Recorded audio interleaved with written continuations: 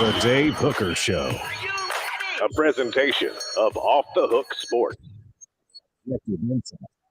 Expertise.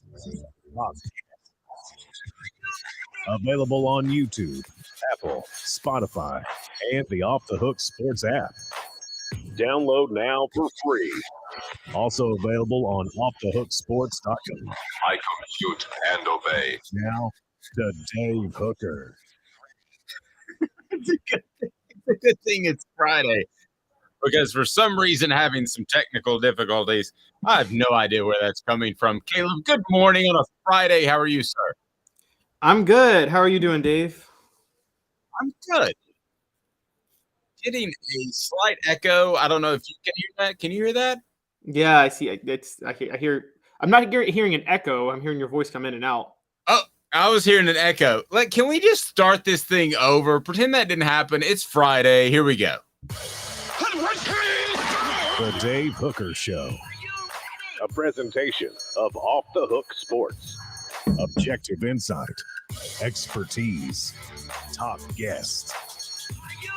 Available on YouTube, Apple, Spotify, and the Off the Hook Sports app. Download now for free. Also available on offthehooksports.com. I compute and obey. Now to Dave Hooker. Ready. Great thing about having one of the best video editors in the biz is he can cut that out. Welcome to the program. He's Caleb Calhoun. I'm Dave Hooker. We're off and rolling on a Fred Friday, a football Friday with Fred.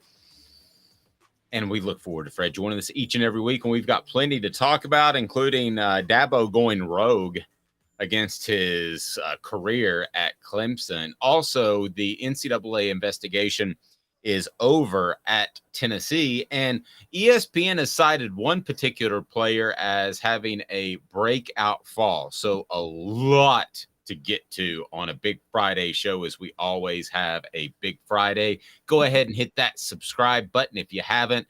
Hit the like button. We appreciate that. It brings more people in. So let's get rolling, as we've got a lot to get to. Good morning, Caleb Calhoun. How are you, sir? Pretty good. Happy Friday, Dave. Happy Friday to you. So plans for the weekend. People could be watching this over the weekend, and maybe you've already done them. Let's hope you stayed out of trouble and I stayed out of trouble. So plans for the weekend, getting wild, doing anything crazy? 10 o'clock NBA playoff game tomorrow night for me between the Lakers and the Grizzlies. So I will be at my local pub watching that, watching the Grizzlies take a 2-1 series lead because Dylan Brooks is in LeBron's head. I think he is. By the way, so where do the Celtics play tonight? Let's see. Let me pull that up real quick. Yeah, I know. It's Atlanta. Oh, it's at Atlanta. Okay. They already have a 2-0 series lead. Well, I know, but I'm a huge Celtics fan, and then the tickets will be cheaper because Atlanta fans are terrible sports fans in general. Yeah, that's going to be a home game for the Celtics. Yeah. So I'm like, man. So my son and I slipped down there about a year ago, exactly. And we got to see the Nets with Kevin Durant and all those guys, and that was cool. And we got to see Trae Young, and so like 3 future Hall of Famers, right? Which is super cool. But it's not my favorite team. You know, Celtics are my favorite team, and now I could get in for probably half the price that I paid for that Nets. I never thought I'd go out of my way to buy a Nets ticket. No, that's the funniest story to me. The ending of that Nets franchise. They won a grand total of 1 playoff series with the way after getting together. But if you've gotten to know me well enough, if I would have told you 20 years ago, I'm going to pay over $150 a ticket to see the Nets, you would have said, no, you won't. Yeah, no. There was Durant, there was Harden, there was Trae Young, was Kyrie there at that time? He didn't play, of course. He's still in his COVID debacle. But yeah, so I don't know. We're all peons, and Kyrie's smarter than us. That's right. The world is flat. Should I jet down there? Maybe pick up a $50, $75 ticket if I can get it. I mean, why not? Why not? See him take a 3-0 series lead. You get to see Jason Tatum and Trae Young go at it. I mean, I think Jason Tatum might be the next superstar MVP, like multiple MVP guy in the NBA in a year or two. So, hey, by the way, I was reading this. So and I want to get to today's tough question brought to you by Craven Wings. But I was reading an article on Wembanyama, the incredible French player. If you haven't heard about him, he's 7'3", plays the perimeter, and he's just phenomenal. So he's the greatest generational talent since LeBron. He's going to be number one in the NBA draft coming up. But if Nico's worth $8 million, what would a guy like that be worth to play 1 year in college basketball? Because we're talking about a guy who's shooting runners from the 3-point line. I'm not joking. The guy's bizarro. Have you gotten into him yet at all? I've read about him, and I haven't gotten fully into him, but I have heard some things. So we're talking Kevin Durant with 4 more inches, aren't we? Yeah, that's a pretty good comparison, actually. But he wants to change the game. He just worked on literally a runner from the 3-point line, and he hit it. And then one game, the whole quarter, he wanted to shoot right-handed, even though he's left-handed. So he shot with his offhand, didn't miss a shot. Oh my gosh! I mean, it's I'm old enough. You're not, but I'm old enough to remember LeBron coming up in high school. No, I remember LeBron coming up in high school. Okay, well, I watched both of them. I don't know that he's going to have the drive as LeBron, but this guy, I'm telling you, is a better prospect than Or LeBron. the health. Those 7'3" finesse players can be very Yao Ming could only last 10 years because of that. Yeah, if that. I'm not even sure he made it to 10 healthy. But, we've got a lot going on. Let's go ahead and get to today's tough question. As the NCAA investigation, the hearing of infractions is over. So we do that right now. It's a presentation of Craven Wings. Today's tough question. Take a side. Take a stand.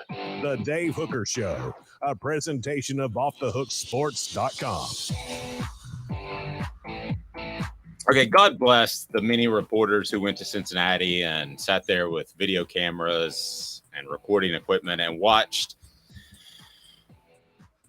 Jeremy Pruitt, Tennessee's brass, Phillip Fulmer go in and out of offices. I don't know that a lot of information was gained by going up there, but certainly if you want to cover that, go for it. If you want to sit in the basically a conference room, and you're not allowed to go in the hearing, but here we are.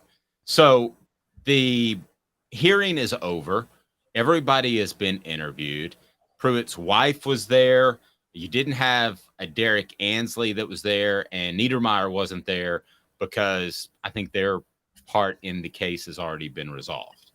But I ask you this, now that it's over, let's make an official prediction. What will happen to Tennessee in terms of the NCAA investigation that hopefully will end sometime soon? So it's brought to you by Craven Wings. They've got the great brunch on Saturdays at the Choto location, always fresh, never frozen. They're phenomenal. So the probe is over. I give you 4 selections on today's tough question brought to you by Craven Wings. And it is probation, recruiting travel limits, or scholarship reductions, or a postseason ban. So far on our Twitter page, and it's a great way to react, by the way. If you want to interact with the show, we love that. You can go to OTH Sports Media or The Dave Hooker or Caleb Calhoun. And right now, it's 36% apiece, probation and recruiting travel limitations. Scholarship reductions is about 18%. Postseason ban, which I think is unlikely, is at 9%. So what say you, and the message board as well, if I give you those 4 options, Caleb Calhoun? Okay, so we're saying no punishment, scholarship reductions, and recruiting travel limitations, and postseason ban. Well, are you counting probation and no punishment as the same thing? That's the same I'm not. thing. Oh, okay. Yeah, basically the same thing. They're not going to avoid at least probation. Yeah. I'm going scholarship reduction and recruiting travel limit for a year. Okay. Well, then Travis says recruiting limitations. I think that's a given. I think they're going to take 2 or 3 weeks away. And that's one of those numbers that looks really good because you can say we're going to take these 4 coaches off of the recruiting trail for this period. And when you add it up, and let's say it's 7 days per coach, you look 28 days. and you're able to save some face if you're the NCAA. Yeah. I think there will be some scholarship reductions because the NCAA wants to save face. I said this in a column that I wrote on offthehooksports.com. The scary thing to me from Tennessee's perspective is twofold. One, Jeremy Pruitt is not an NFL coach. He's not going to keep the job there. He needs to get back in college. If he were to get a Donnie Tyndall 10-year show cause, his career's basically over. So he's disgruntled. He's mad. He's got an axe to grind. And then the other thing that scares me from Tennessee's perspective is that the NCAA just added like 40 employees in their enforcement office. So they don't want to look like they have no teeth, even though they don't. But Caleb, still, it's hard for me to imagine a postseason ban. And I think the fact that Greg Sankey was there, the SEC commissioner, speaks to the fact that he wants things to work out for Tennessee. And it's better for the SEC. It's better for college football. That all being said, the NCAA does a lot of things that aren't best for college football. Yeah, it could be a really black eye with postseason ban, particularly if Tennessee, which I talked about earlier in the week, now has a really realistic shot at the East. What if they win it and then a postseason ban? I think back 1993 Auburn went undefeated Terry Bowden's first year. That was a bad look that they couldn't go play for the SEC title. 2002 Alabama with Dennis Franchione. They went, I think, 10-3 in the regular season. They won the West. Arkansas got to go because Alabama was on probation. I mean, those are bad looks. Ohio State in 2012 went undefeated. Didn't get to play for the national title. Like, these aren't good looks when this happens. It's one thing to just have a bowl ban and then that season be a loss, but there are championship seasons that have been derailed because of bowl bans. And it's kind of like the Alabama thing, a way different situation, but the Alabama basketball thing. Every time they came up, you mentioned the gun charges and the terrible, terrible incident that happened there. So, no, it would be bad because you would miss a chance at a championship, but as you pointed out, it's also horrible PR. Yeah, it's horrible PR for the league. I mean, it's a black eye in a huge way if a champion of one of your divisions. I mean, at the end of the day, no matter what, the champion then is by default. And by the way, one of the biggest beneficiaries of this was Tennessee. 1990. The only reason they get to claim that SEC title is because Florida was on probation. And you ask Steve Spurrier to this day, he takes massive umbrage with the fact that 1990 Florida team's first team can't claim the SEC title. And that's something that it doesn't look good when that happens. A couple of other facts that I uncovered. One, Tennessee drugged their feet on this thing last fall because suddenly once they beat Alabama, you're thinking there is a chance to get in the college football playoff. So they drugged their feet to not get a postseason ban last year. So for those that are upset that it's taking the NCAA so long, there's a reason. Tennessee drugged their feet because they didn't want a possible postseason ban last year. The other thing that you need to keep in mind are, one, Phillip Fulmer. What was he willing to admit that he did wrong? And two, what is good enough for Jeremy Pruitt? I don't know if, obviously a 10-year show cause, that would put him in his late 50s before he could come back to college football. He's not going to accept that. Would he accept 2? Would he accept 3? What would he accept? So those are a couple of things to watch. And as far as a postseason ban, the NCAA hasn't done that recently. And I look at, and this flies in the face of all tradition, Caleb, that I've been raised on. Okay, so since I've covered Tennessee, it's always been self-reporting, right? But what did LSU and North Carolina do when they were under NCAA investigation? They just basically gave the NCAA the middle finger. And they said, we're going to roll right on with this. Forget self-reporting. You have no teeth. Is Tennessee's approach in terms of self-reporting dated at all, Caleb? It might be. That's a good question. I mean, because that's what, as you pointed out, that's what Tennessee has been doing for decades. They've been doing it this way. Never thought about that, but 40 years, literally 40 years. Yeah. 86 was the first time that they did that. It's that's a really good question. Here's the thing with the NCAA, and this is the truth of the matter.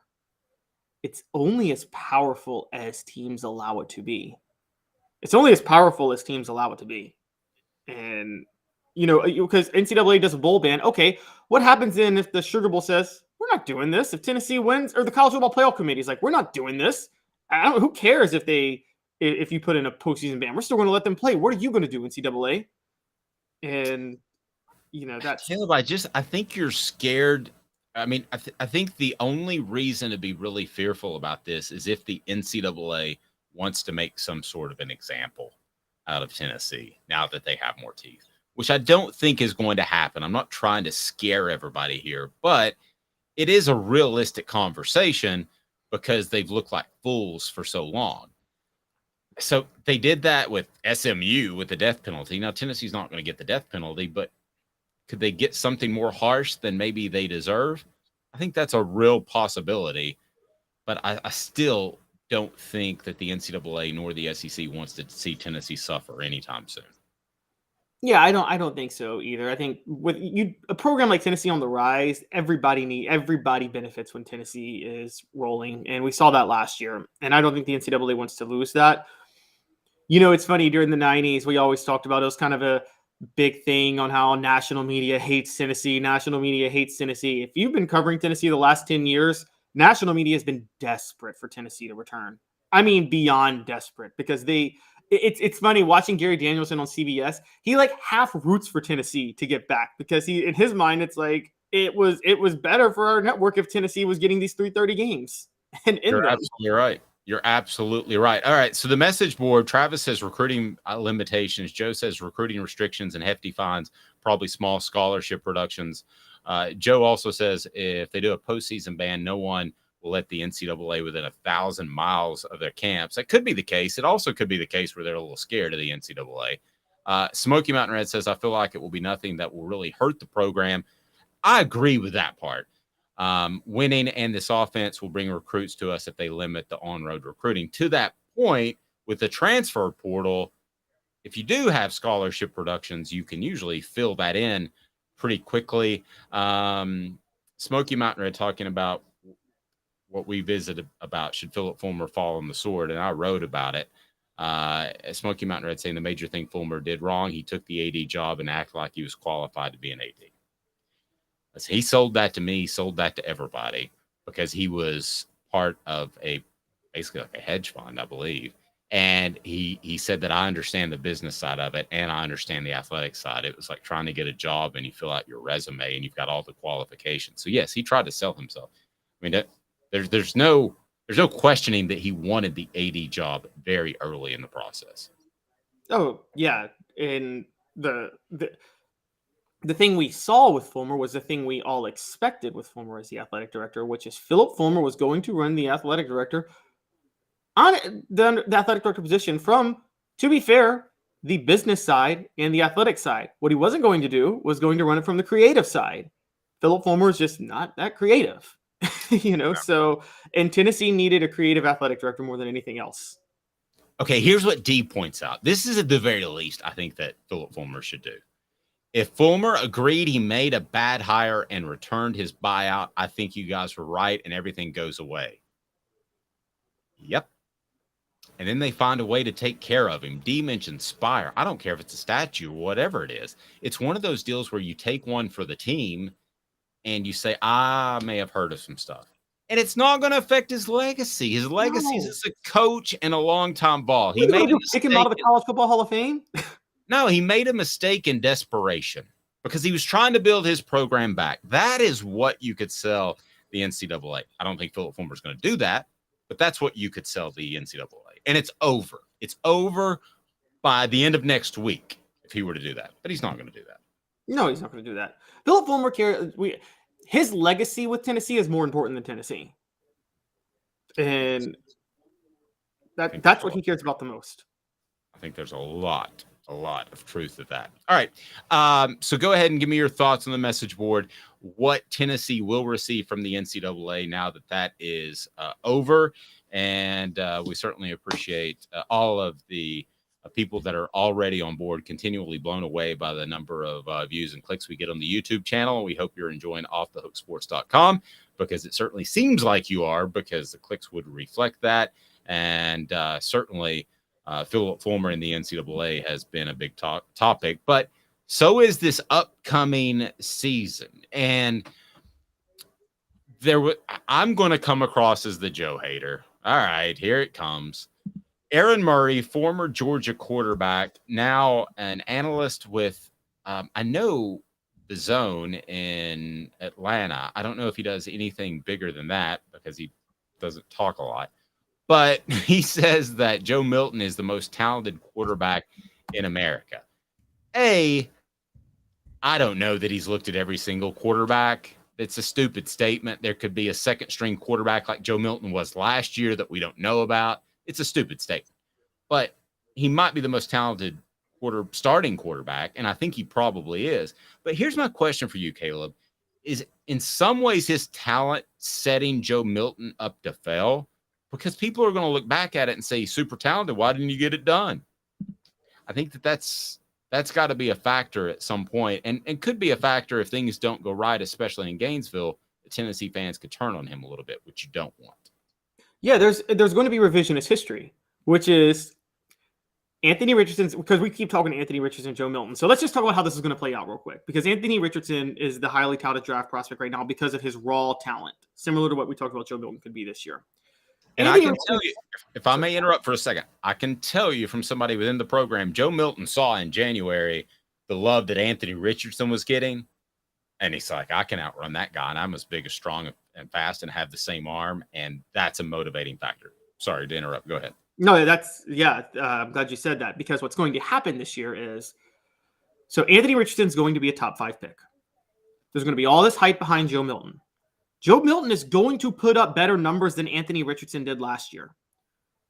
But the numbers aren't going to be what everybody expected because of what's in their mind about Anthony Richardson. And they're going to forget that Anthony Richardson was highly mediocre last year for most of the season. And there's going to be this, why isn't Joe Milton doing what Anthony Richardson did last year? He's going to be doing more than what Anthony Richardson did last year. But it's not going to be enough.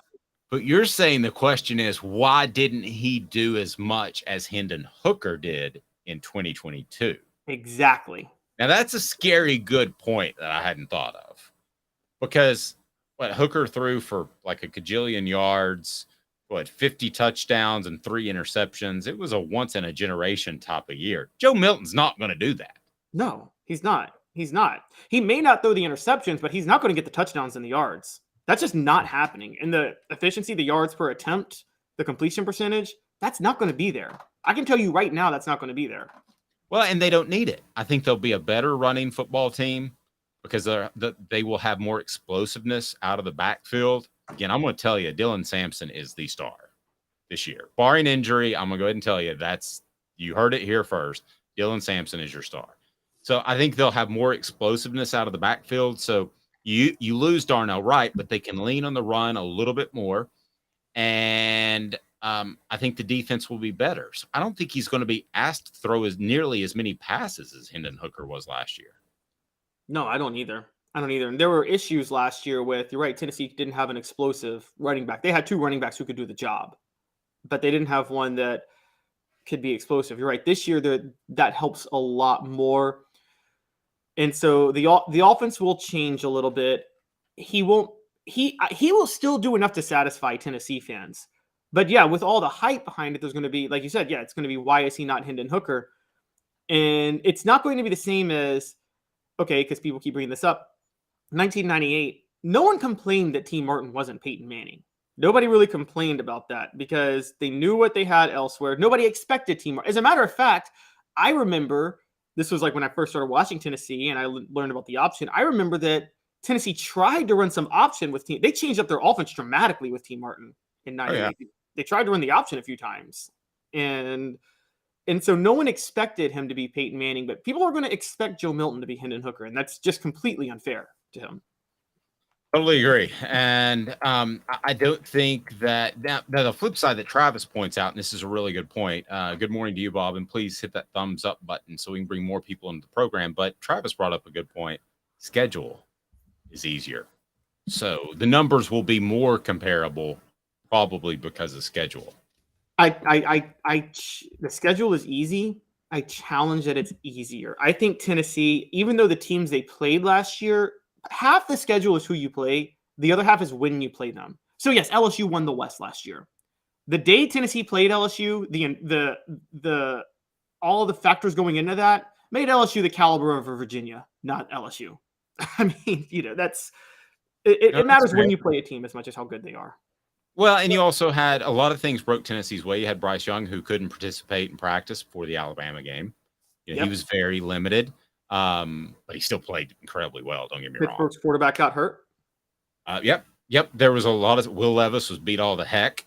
There's a lot of factors that made the schedule easier last year that we didn't know about. But on the surface, this is an easier schedule as of what we know now, as opposed to 1 year ago, right? I can agree with that. Particularly when, would you rather go to LSU or play Texas A&M when Texas A&M is about to fire their coach at home? I knew the moment that was a noon Eastern kick, which is 11 Central, that Tennessee was going to win that game. I would have bet anything on it. Travis brings up a great point. Hop likes to score, guys, and he's going to. Yeah, that's true. Portions of the program brought to you by Zulbeer.com, xulbeer.com, worldwide award-winning craft beer. It is unbelievable, and they've got parking downtown. And I'll tell you what, that doesn't happen a lot. And they've got a great panoramic view of Knoxville, and you're going to love Zulbeer, xulbeer.com. Fred White, how are you, sir? Caught him mid-sip. Look at that. Caught him mid-sip. All right, so how's it going, guys? Fred, bad clock management on my part. Can you say we'll be back in 2 minutes, and we will indeed be back in 2 minutes? This is Off the Hook, and we'll be back in 2 minutes. Love it.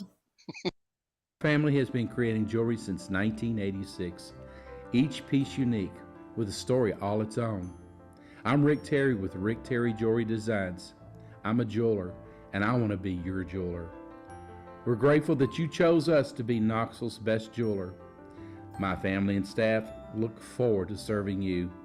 So please come see us. Kingston Pike and Campbell Station Road in the heart of Farragut, and downtown on Gay Street, right next to the Tennessee Theater. Hi, Mike Davis here with City Heating and Air, reminding you to always dare to compare.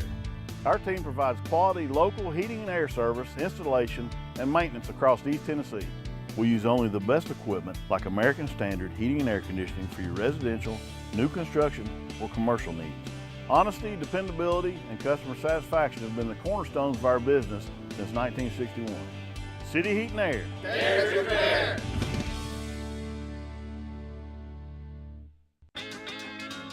Craven Wings has the cleanest, healthiest wings in town. We pride ourselves on our slogan, always fresh, never frozen.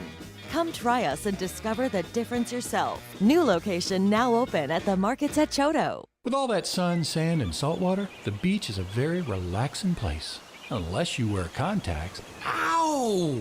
Open your eyes to the best the beach has to offer with LASIK vision correction from Campbell Cunningham Laser Center. Do you want to own the more that owns every job? Then get to Vassy Lawn and Garden in Cleveland and get you a Toro. I'm David Vassy, here to talk to you about Toro. With a Toro Zero Turn, you'll get more out of every minute and you'll reach the finish line faster. At Vassy's, we like to say, no matter if you're mowing 3 acres a week or 11 lawns a day, homeowners and business owners alike find confidence in equipment they can trust from top to bottom. Vassy Lawn and Garden, Highway 60 North in Cleveland. Man alive, it's worth the drive. You're listening to The Dave Hooker Show, a presentation of OffTheHookSports.com. The internet is full of pictures of each and every one of you. Available on YouTube, Apple, Spotify, and the Off the Hook Sports app. Download now for free. Is there nothing you people can't do? Also available on OffTheHookSports.com. It's a Football Friday with Fred. He joins us now. Fred White can handle all of your insurance needs there in the state of Georgia. Allstate, you're in good hands with Fred White. Fred, how do people get a hold of you, sir? Dave, they can actually look us up online at fredwhiteallstate.com. They can also give us a phone call right here in the office at 770-381-0367. Give us an opportunity to show you that you're in good hands. Yep, and you absolutely will be. Let's start it off with a question on our message board already. Travis said, Fred, you think LSU took a ranked Tennessee at home nationally televised game lightly, or did Tennessee just dog walk them because they were inferior? I think he's referring to a comment that I made that when that was a noon game and LSU practices in the afternoon, Tennessee practices in the morning. When I heard that was a noon game, I was like, Tennessee's winning this game. No question. Oh, you said we were winning? I thought Because we're Tennessee. noon game? Yeah, when it was announced that the LSU Tennessee game was noon, which was 11 Central, I thought that was the safest bet that week in America that Tennessee would win that game. I thought it was a trap game. Did you? You go back and you look at the history of Tennessee playing games that are 11 o'clock in the morning Eastern time, and I'll tell you how many times we've won. Not many. We usually lose those games. Those are the games that always catch us and trap us. 1999, we played against Arkansas in Arkansas.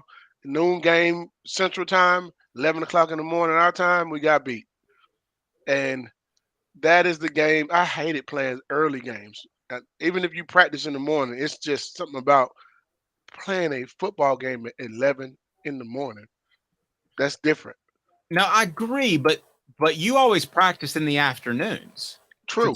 Tennessee practices in the morning. I mean, those guys, we talked to Cooper and Jacob. Those guys are up and at them at like 6, 7 a.m. and in bed by 9 or 10. I mean, we were up at 6 or 7 in the morning too, though. I mean, working out. We weren't practicing, but we worked out early morning. Well, that's a fair point. LSU, though, their fans were super hungover. I think we can all agree on that. They were hungover more because we whooped their butt. I'm going to give credit to what credit is due, and I'm giving credit to Johnson and offense. I don't think they took us lightly. They just didn't realize what type of offense we were running. And LSU plays 12 o'clock games every year, all the time. They play Arkansas at 12 noon. They play a few games at 12 noon. They didn't realize what hit them so fast. And I applaud for throwing the kitchen sink at them early. Defensively, we got a turnover on kickoff on special teams. That started it off. It got rolling right away. And you know yourself, if you give us enough chances to score, we're going to score. Very true. Go ahead and click that thumbs up button, the like button, so we can bring more people in. We haven't talked to you since the orange and white game. It's pretty short, but what were your impressions? Anybody stand out? What did you think of Tennessee's final, air quotes, practice of spring camp?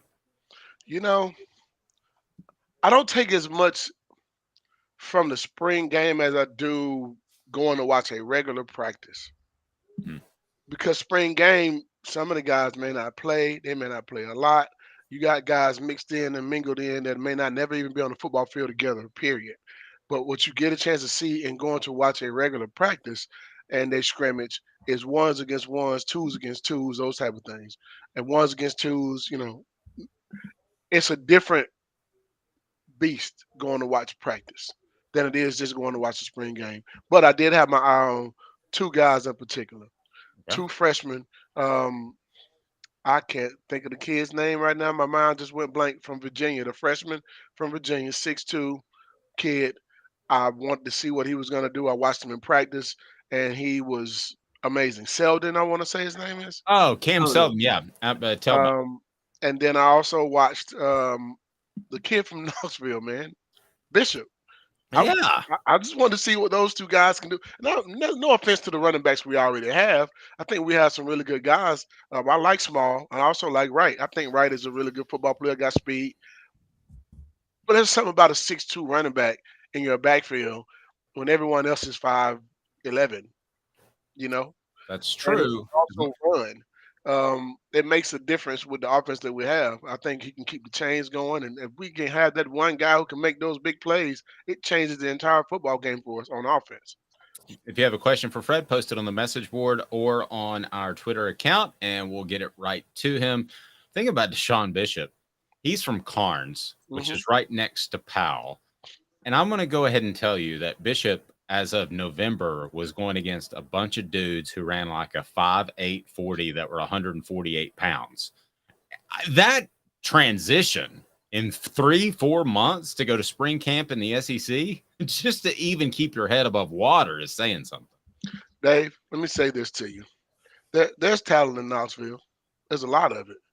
Some of it has to go somewhere else every now and then. It gets overlooked. And one of those kids that I remember going to watch was Alcoa, Cobb. Oh yeah, Randall Cobb. I went to Knoxville just to go to a high school football game. I went to a Carnes high school football game just to watch Bishop this past year. And I remember thinking to myself, oh, yeah, he's an SEC football player. He's the best football player on the field. And not just myself, a couple of my other teammates went to go see him too against different talent. And you can tell. Some guys just have it. Wow. He's one of them. Pretty strong. Caleb is going to jump in here. I'm going to go ahead and go on record that I think, and we want to get your thoughts from some other practices you went to. I'm going to go on record. Dylan Sampson will be the breakout star of this upcoming season. Dylan Sampson. Mm-hmm. Running back, brings a little bit more speed, but you really like Cam Selden, so maybe I'm off base there. No, but I came to watch those two. I know what Dylan Sampson brings. I watched him last year, even though he was injured a little bit during the year, trying to get back to. He's the one kid that we look at and see. I see a mix of, well, I hate comparing guys, but he puts me in the mold of a Alvin Kamara. He has the speed, he has the moves, he can catch the ball out of the backfield, all those type of things. I see him right small. But then I'm watching these two freshman running backs. It's a crowded room right now. Oh, it is. And I thought that Selden, maybe they were just putting him there to take up snaps in spring, like Kirsten Biggers and stuff. No, that wasn't the case. That's not the case. Before we get to Caleb, Mr. Hold Jones. on. I gotta put some respect on Kirsten Biggers' name. And that's my roommate he was my roommate for a year. Well, I'm not doing him like that. No. But he wasn't an SEC back. Hey man, I got much love and respect for Kirsten Biggers. He was my roommate for a while. All right. I can't do him like that. So can I throw Michael Brewster under the bus? yeah. I don't know what that is. He was the next Kirsten Biggers a few years after you were gone. He was the spring star, and then he was gone. Let's get to Caleb. First of all, though, Mr. Jones said, is Fred related to Reggie White or Danny White, Tennessee's athletic director? Neither. Especially not Danny. I actually like Danny. Danny's doing a good job, man. I'm proud of what he's doing. I think Danny's doing a good job with what he's doing with the stadium. I think Danny he understands the one thing that you need. And a lot of people, I don't think they get it at the moment. You're going to need a lot of money. A lot. Because the NIL situation, it's just scratching the surface. It's not even, this is going to be college football free agency. If you understand what I'm saying. This is what this is going to be in the next 5 to 10 years. That's what this is going to be. So in order to be able to get there, you need to generate as much money as possible. And the guys who have the most money, in my opinion, are going to be the guys who are going to win the games and win championships at every level. Agreed. Fred, before I jump into talking a little spring, I just first have to ask you, because we were talking about it earlier. You're in Atlanta. Dave's thinking about going to the Hawks Celtics game 3 tonight. My question is, can you hook me up on that, by the way, Fred? No, not that. I'm sitting here trying to figure out. I didn't get the phone call. No, my question to you, to troll Atlanta sports fans, will there be more Hawks fans or Celtics fans there tonight? Hey. Dave. I'm a Celtics. I'm going to have a real sit down with Caleb when I see him. He comes in just throwing haymakers every time. I mean, goodness, if I didn't know how to duck or bob or weave, I might not be on the screen. Hey, look, I'm a Grizzly fan. We've taken our own licks this year because John Moran has been acting so stupid all year. But I'm a Hawks fan all the way. You know it, and that's, man. We don't have it this year. We have the talent, absolutely. We have talent, but I think that we let a really good coach. We've let 2 really good coaches leave. Yeah. Budenhauser done won 2 championships now. You let that guy get out of the city. Well, he did. He was drinking and driving on the streets of Atlanta. It was probably time to go. No one here has ever done that. But Terry McMillan, I thought he was going to be a good fit, and it just didn't work out. Sometimes your star player and your coach don't get along, and all of a sudden it's gone. Um, I think he did a really good job when he first came. They made a few changes, and he thought it would be good for the team, but I think we kept the wrong guy when it comes to athletes. On the Werder should never left Atlanta.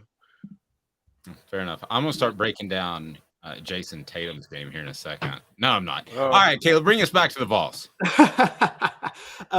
So sticking with spring ball, a lot of the talk was, and I know you've been to a few practices, a lot of our talk was about who steps in at cornerback, because I think Tennessee desperately needs somebody to fill the void. Did you see anything from Jordan Matthews or Ricky Travis or any of the newcomers in the defensive backfield during the spring? I watched my DBs, and I watched them more during the spring practices, and I saw some good things. We got some good receivers out there too. I mean, you got some guys that can go get it. These young guys can run. They're fast. They got good hands. I got to see more. I didn't get a chance to evaluate the guys who transferred in as much because I only got a chance to watch 2 practices. And I kind of spread it out because I want to see those freshman running backs and I want to see those freshmen that came in early, those type of things. But when I come back in the summer, I get a chance to watch some 7-on-7 DB drills, those type of things, and it gives you an idea of what you have. Watching just regular drills against no one shows you a lot about a DB. Work ethic, technique. Does he stay high? Can he come out of his breaks? You can tell from that point whether or not they're going to be good football players or not. But I'm waiting to see what happens this summer and just kind of I'm looking forward to the summer workouts and going to be able to see them do that. Yeah, I have a better assessment then. Yeah, and I think for a lot of those that may not know, you talk about the 7-on-7s. I think the summer can be as big for linebackers, defensive backs, wide receivers, quarterbacks as spring can. So there's a lot of growing left to do. We had a question about receiver Nathan Leacock, and also you mentioned the receivers are really good. So you kind of address him, and then Dante Thornton would be one, and then Squirrel White would be the other, who are probably going to be competing for that slot position. Just give me your thoughts on them and the receivers as you saw them. Well, I think we got fast. I mean, we lose some speed and we still have some speed, and we gained a few. And one guy has a few more inches on the others. The kid Dante from Oregon, I think he's going to be a good add. For one, he can run good routes. He's been in the game before. He's already been on a big stage. He understands what it's like to be a college football player. Now, he's never had opportunity to play against SEC talent except for playing against Georgia, but that's what it's like every week. And to see him excited about the fans coming out for spring game lets you know that he hasn't seen what it's like yet. And when he's lighting up that scoreboard, it's going to be a different story. I think this kid's going to come in and do some big things for us because he can stretch the defense, whether he's on the outside or whether he's in the slot. If he's in the slot, he's an automatic mismatch because of size and speed. I think he's going to be good for us there.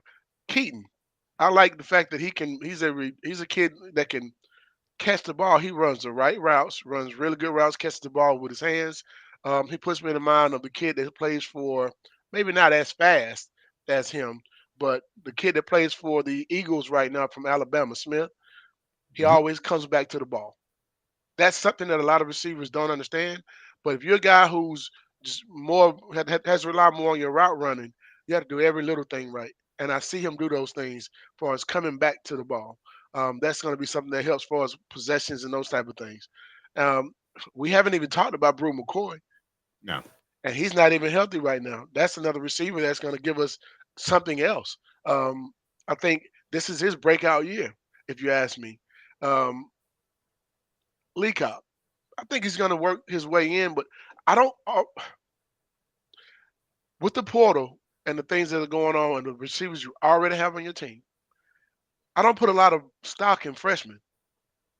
Well, I don't. Not at the receiver position, not at the quarterback position. Running back is usually the only position where a freshman comes in and just lights it up. I haven't seen anything other than that. I haven't seen a receiver go for 1,000 yards as a freshman. I just haven't. The game is different. You got to understand the game different. You got to understand how to read routes, understand how to read defenses, and how to come out of your breaks and where you fit in the offense. You got a kid like Squirrel White also that's sitting there who's already done some things for you, and I think this is a breakout year for him as well. Him in that slot changes things as well. Different speed. You can do a lot of different things with him, sweeps, reverses. It makes our offense that much more potent. Good stuff. Fred's appearance brought to you in part by AndyMasonRealEstate.com. AndyMasonRealEstate.com. When you're looking for a realtor, Andy's your guy. Over 40 years of experience in his office. AndyMasonRealEstate.com. I've known Andy for a long, long time, 30 years or so. So you can trust Andy. And if you go with another realtor, it could cost you thousands or tens of thousands of dollars. He'll find you the right home. And here are his 2 business tenets. It's pretty simple. Best prices, best service. That's pretty easy, kid. Fred, I wanted to, before we'll get back to Tennessee, but there's something that made me think of you this week, and it's what you told me a couple of weeks ago when you had kind of educated me a lot about the things Ryan Leaf went through in San Diego. And I don't know if you saw Bill Polian just straight lied on Ryan Leaf this week, where he said that Ryan Leaf, the reason they took Peyton was because Ryan Leaf told him that he was going to go party in Vegas after being drafted at the meeting. Well, the whole story up till now was he was never at the meeting to begin with. So, and Ryan Leaf called him out on that. What were your thoughts? I don't know if you saw that Bill Polian lied on him like that. I think a lot of people have their own narratives on Ryan without knowing all the facts. And sometimes people just make up stories.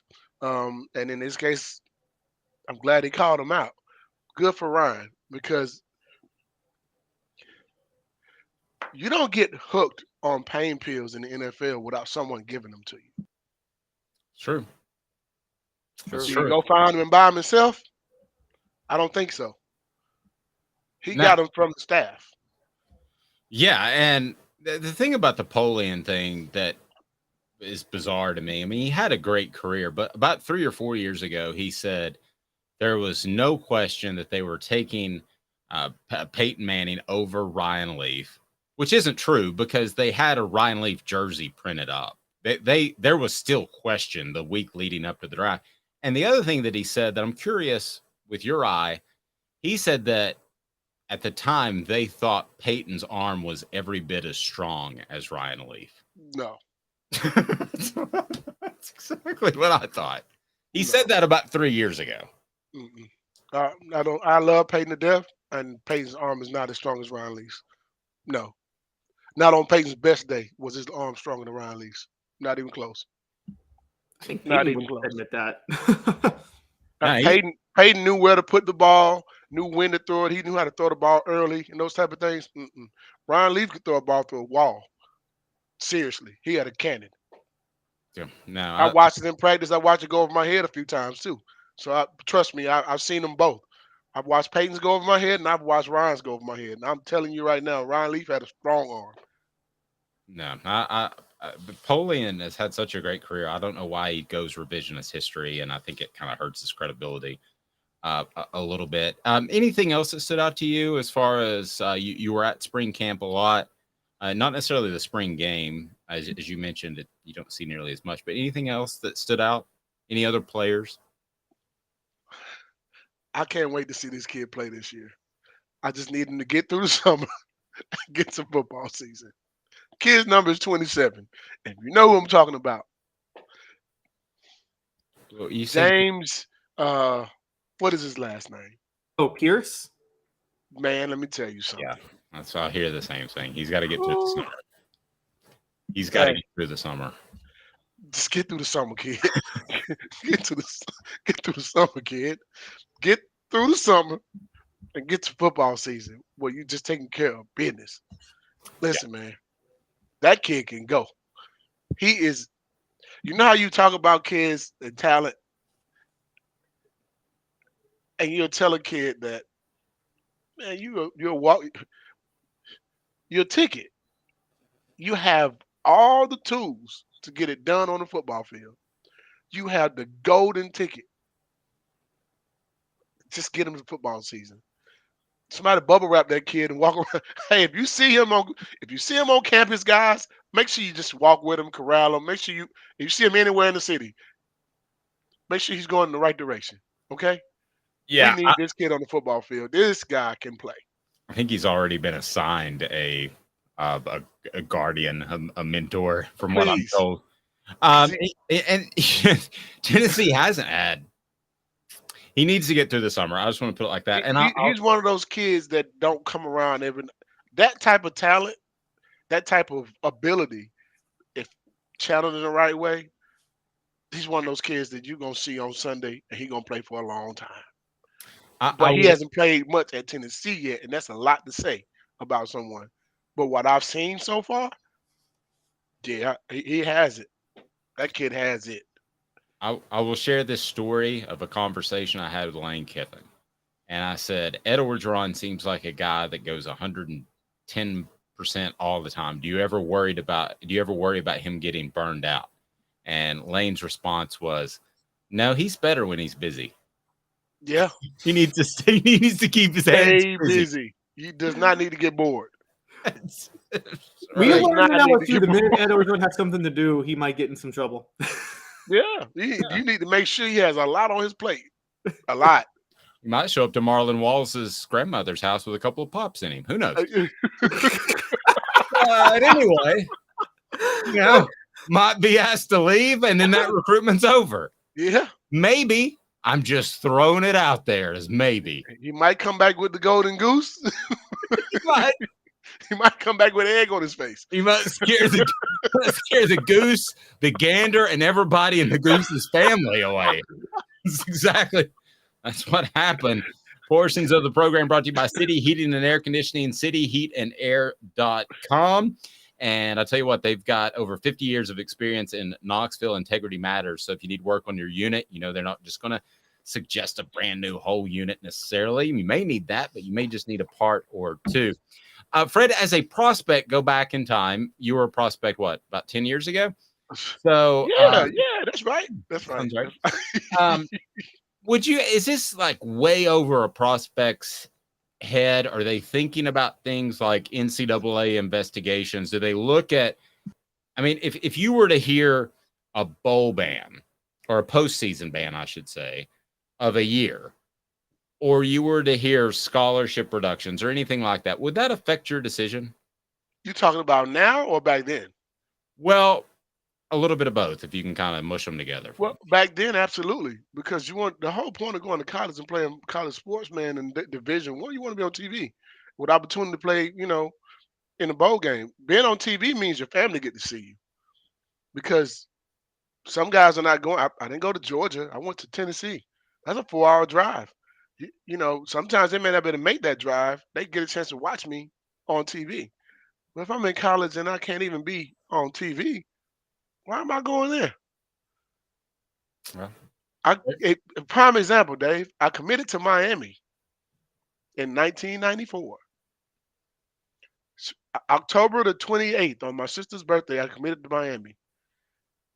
December 25th or 23rd or something like that, we found out they were going to be on probation, no TV, no bowl game for 2 years. You realize Miami's recruiting class went from number 1 to like 17 in a matter of minutes.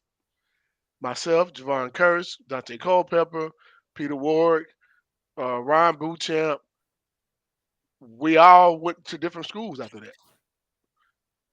Wow. Yeah.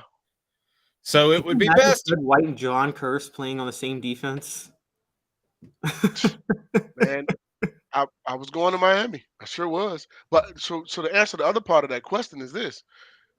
If a school is going on probation now, you can actually get paid to play college sports now. That means they are really in trouble. Absolutely, I wouldn't go through there.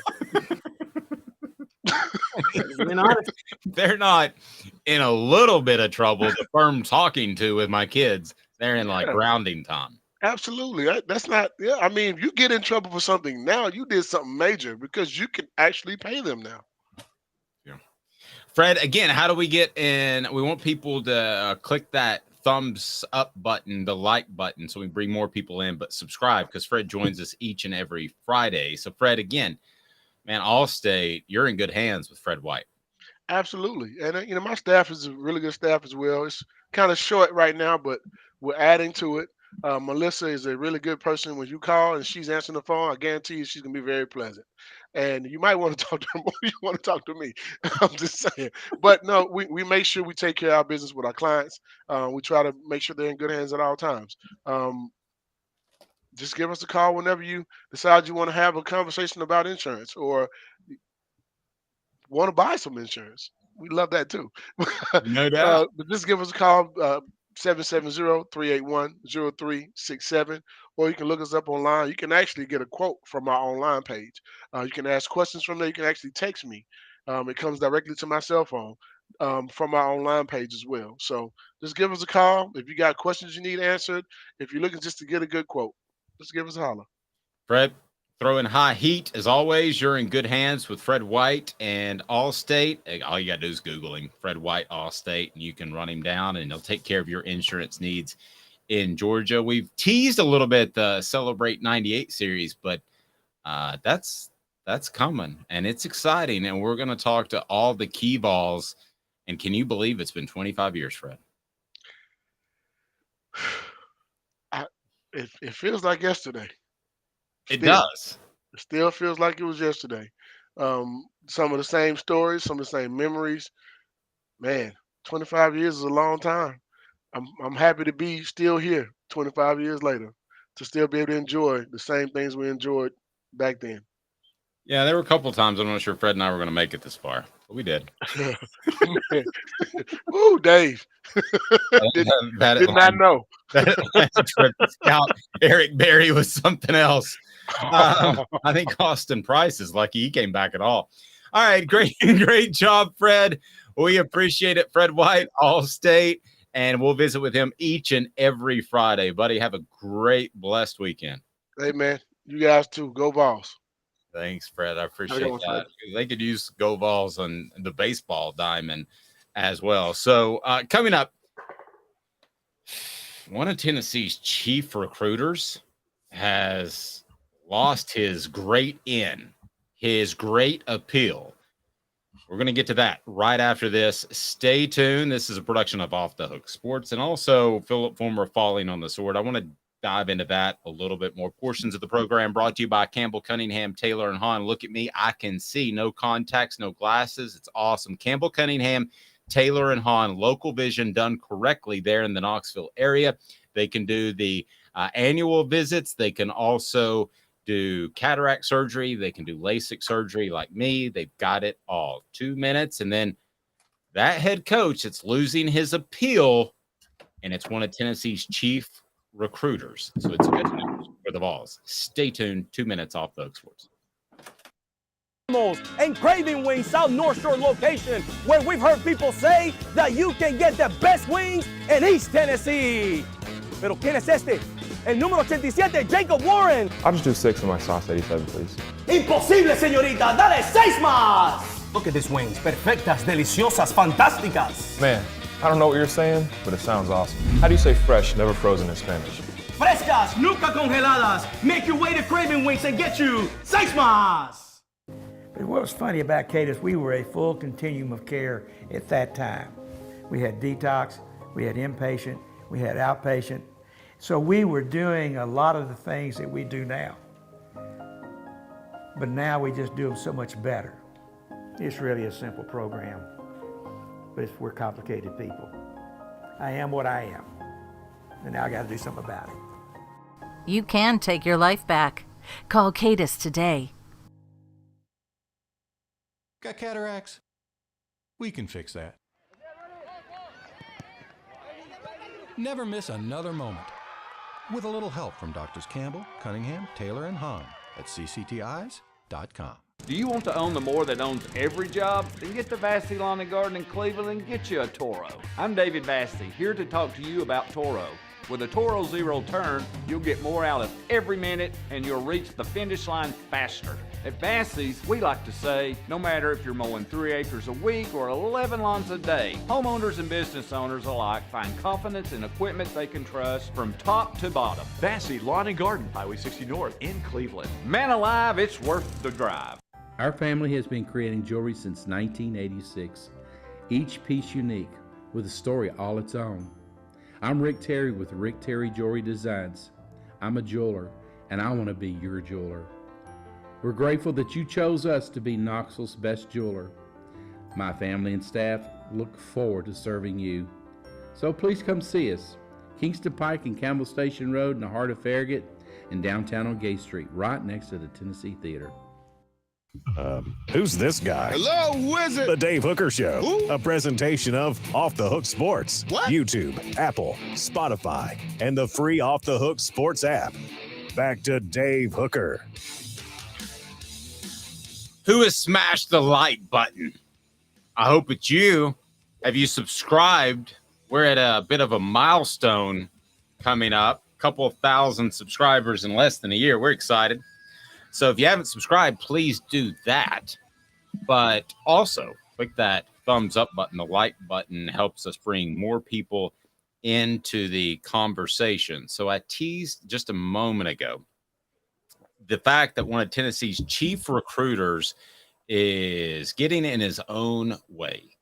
One of Tennessee's most important areas in recruiting may open up slightly because this coach is on the downhill slide. There is no question in my mind.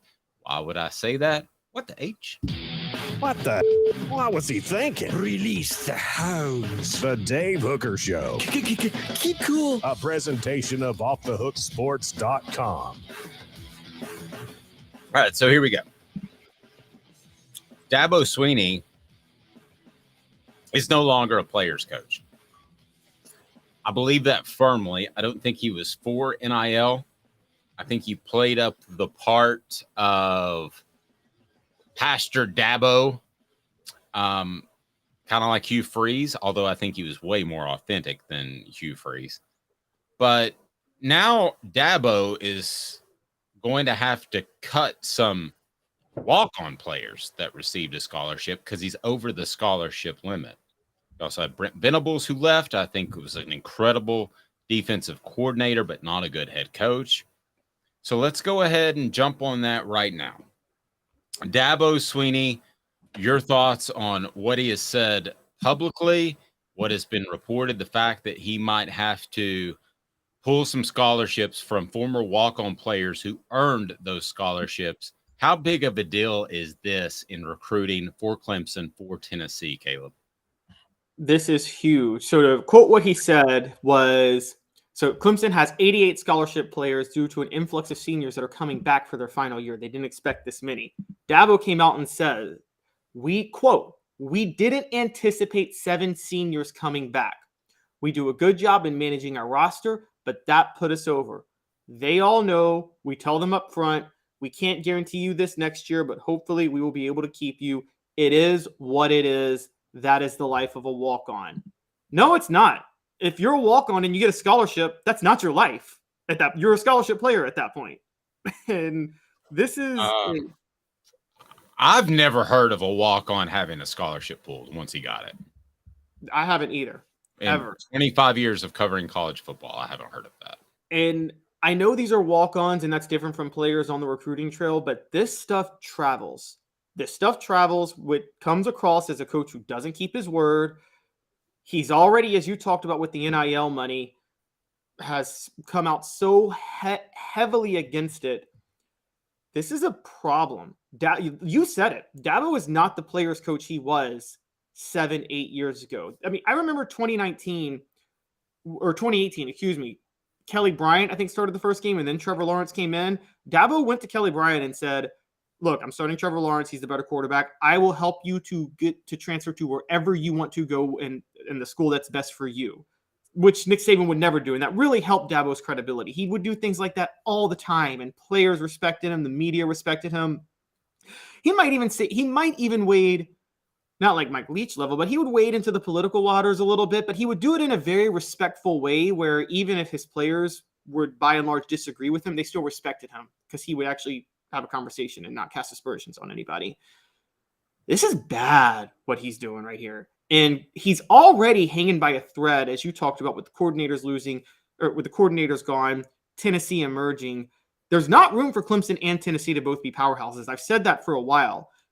And we talked about the Orange Bowl being somewhat of a changing of the guard. And I feel like Dabo Swinney is just, he's adding more nails to his coffin when he does this.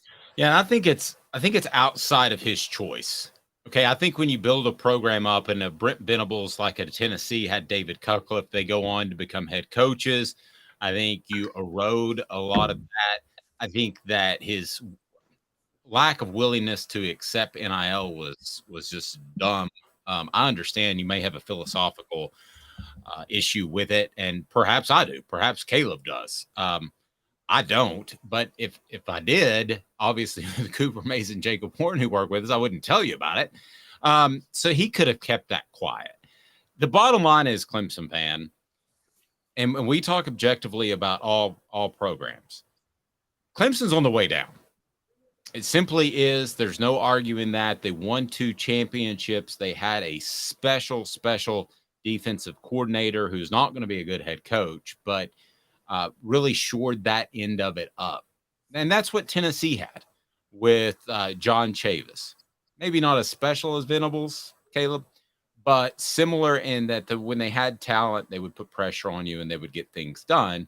But Chavis couldn't get that head coaching job for years. So Phillip Fulmer was able to take advantage of that being taken off his plate and be a great recruiter and help put together the offense.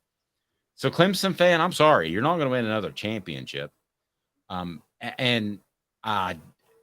you have to face the toughest teams in the SEC right now come college football playoff time, whether it's 4 or 12, I don't see you stacking up. Listen, you had everything on the line against South Carolina, and so did Tennessee, but Tennessee is a younger program under Heupel than Swinney. You had everything on the line, and you didn't get it done. That's the simple fact. Clemson is on the way down. Can they change it? Lincoln Riley's brother comes in to try to run a different offense. Maybe they can change it, Caleb, but if I were asked to bet a mortgage payment, I would say that's not going to change. And Dabo Swinney, like Fulmer, would just kind of muddle along for 6, 7, 8 years, be slightly competitive, and then at some point the fans will outcry too loudly and you'll have a change. That's the way this is going to shake out, Clemson fans. Sorry. Yeah, and let's also break this down. Clemson's got 2 national titles. They weren't the best team in the country really either of those years. Maybe the Trevor Lawrence year they could make a case. But what really happened was they should have been better the next year. They should have. You're right. What really happened is they won they coasted through the ACC without getting banged up at all because they're playing an ACC schedule. Then they get to the college football playoff fully healthy, and they usually got an easy game in the semifinals before they played Alabama in the national title. Alabama got banged up going through SEC play, and that's how Clemson won. Okay, when the college football playoff expands to 12 teams, which it's about to do, Clemson will still roll through the ACC fine. Well, now you got to win 3 games in the college football playoff. You're a lot more banged up by the time you get to the national title game than you are in a 14 playoff. I don't think Clemson will have enough to. I mean, we talk about this all the time because I remember when Boise State would upset a Power 5 team, everybody would be like, see, they belong. It's like, okay, you can do that one game, but can you do that week in and week out? And they never had the depth to do that.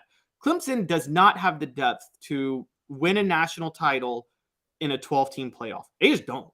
And that's going to expose itself too. Here's the other thing. South Carolina is recruiting really well. I mean, South Carolina picked up 3 commitments this week and 4 over the past week or so, 10 days. And if they have to face off against South Carolina, let's not forget this. I know I'm showing my age here. South Carolina is still the state school. I mean, so, you're going to have, and it doesn't seem the case based off what's happened over the past 20 years, but there's a lot of allegiance to South Carolina over Clemson. So what can Clemson get done? Sure, they can win the ACC. Sure, they can go back to the Orange Bowl because their schedule is so easy, but competing for a championship's not going to happen. And Travis says for about 10 years, Dabo was getting the players Tennessee was supposed to get. That little stint is over, and it's back to being mediocre. Right now, would a T. Higgins or Amari Rodgers go to Clemson over Tennessee? No. No. There's no way. And let's not forget, it started not with a Tennessee player, but a Tennessee commitment. The whole Clemson brand was built because Lane Kiffin forced Taj Boyd out of his scholarship. It's very true. If that doesn't happen, Dabo Swinney doesn't make it to 2012 as a head coach. I'm just telling you guys that right now. Taj Boyd saved him and built Clemson's profile just enough while Tennessee was falling for him to be able to recruit more elite players, like you said. But you talk about the South Carolina thing. Yeah, it's funny. Dabo Swinney's first 5 years as a full-time head coach, 2009 to 2013, South Carolina beat Clemson every year. That was during the heyday with Steve Spurrier and Jadeveon Clowney. But you're right.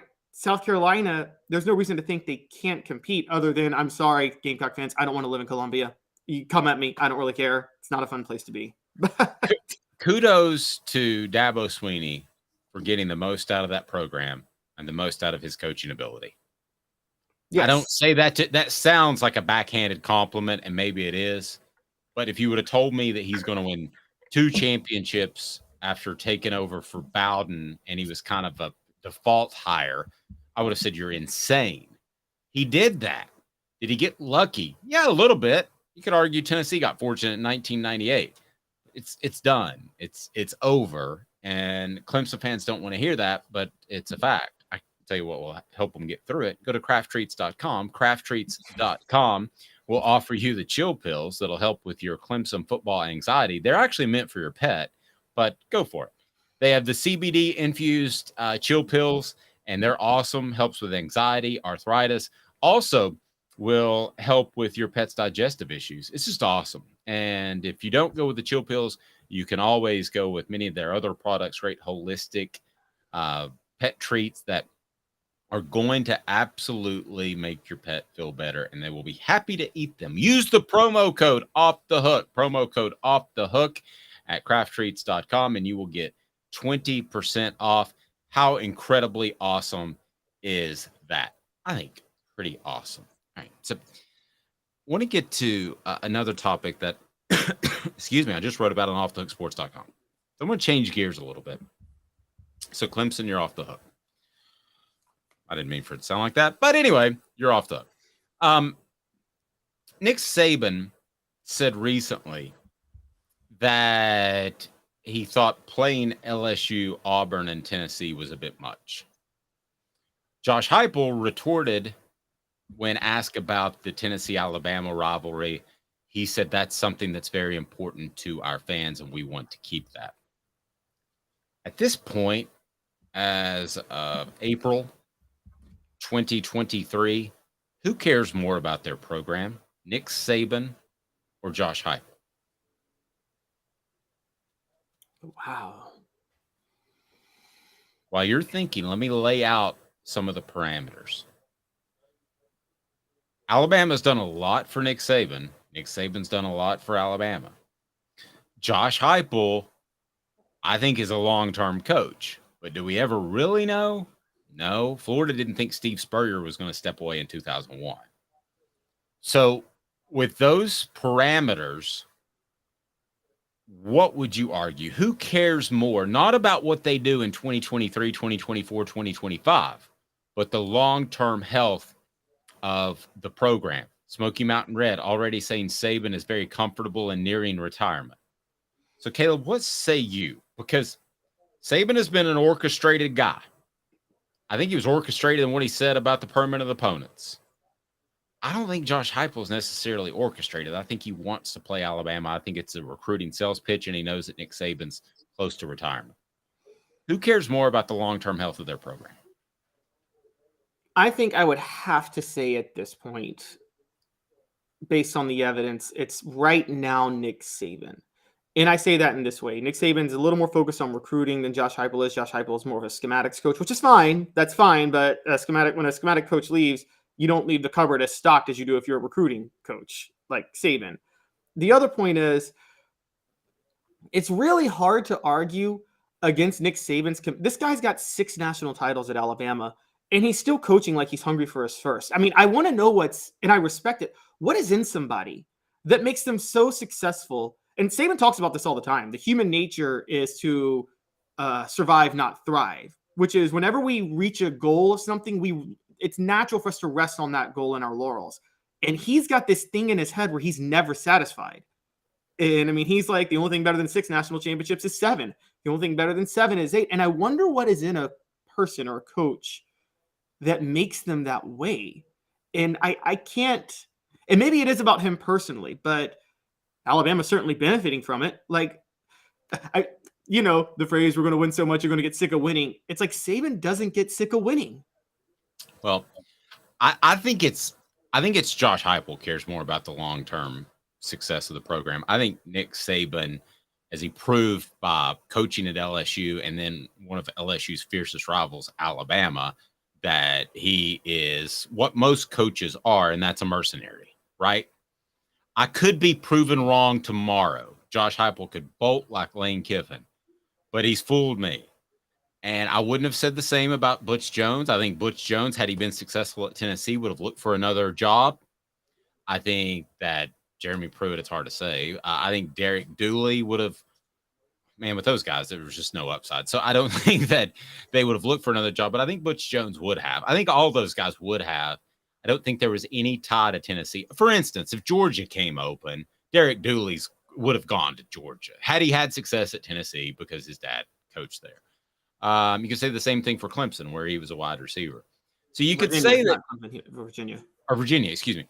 You could say that Nick Saban now maybe has some loyalty to Alabama because of the ties over time.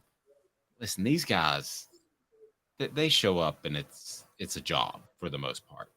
I really believe, and I could be proven wrong, and I sound like the ultimate homer here.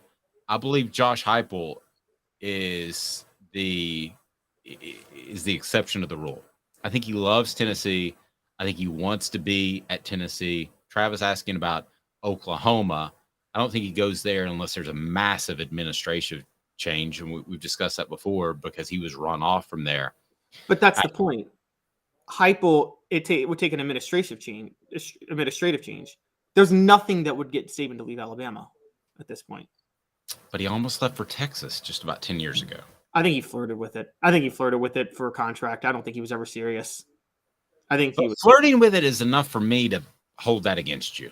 Same thing with Rick Barnes and UCLA, to be honest with you. Well, Rick Barnes admitted he'd have taken the UCLA job if it wasn't for the money Tennessee offered. I mean, he straight up said it.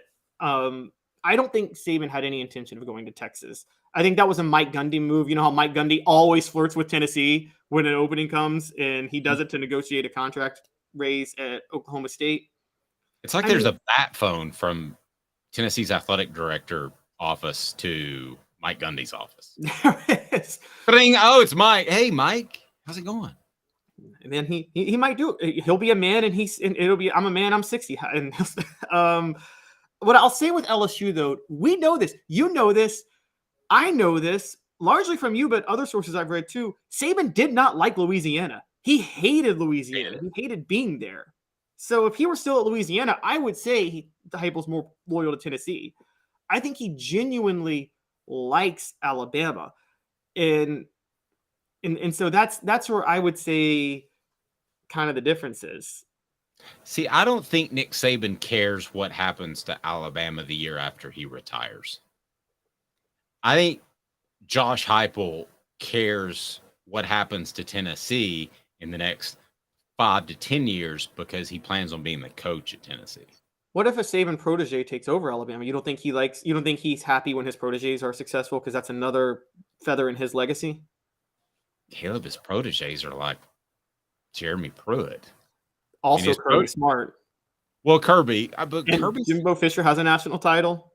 I give you Jimbo Fisher. I like Mel Tucker too. But I don't. His coaching trees, all successful coaching trees have failures. I mean, Bear Bryant had a lot of failures from his coaching tree. I think this. I think if Texas called tomorrow and said, Steve showed up with a couple of pops in him this morning at practice, and we need you, Nick Saban, we're going to pay you $20 million a year, I think he'd entertain it. Okay, you don't think Heupel would entertain $20 million? Who wouldn't entertain $20 million a year? There's part of me that I don't think he would. And maybe I know it sounds homerish. I know it sounds naive and stupid, but there's part of me that he realizes he got kicked to the curb in Oklahoma. He had to go the UCF route. He had to work his way up. I think he is more appreciative for his success now. And no, I don't think he would bolt as quickly as Saban. I really don't. This? What about, instead of loyalty to the programs, loyalty to the athletic director? Do you think with Josh Heupel, it's about loyalty to Danny White? Because Danny White gave him his first head coaching job at UCF. And by the way, I don't know if you remember, that was a very highly criticized head coaching hire when Danny White did that. And then Danny White brought him with him to Tennessee. Again, a criticized coaching hire. Do you think it's possible Heupel's loyal to Danny White? Loyal to Danny White, but I think Danny White wants to be the next commissioner of the SEC. I mean, gosh, he would be brilliant. I know you and I disagree. I think Greg Sankey's riding a wave. I think anybody could be a commissioner of that product at this point. Yeah, I don't know yet. Well, he did. He added Texas and Oklahoma, so you have to get that. That's his leg. No, Texas and Oklahoma reached out to him. Who's going to say no to that move? That wasn't a genius stroke. Yeah, a stroke of genius. No, man. I don't know. That's risky bringing those teams in. No, it's not. It's not risky to bring in Texas and Oklahoma.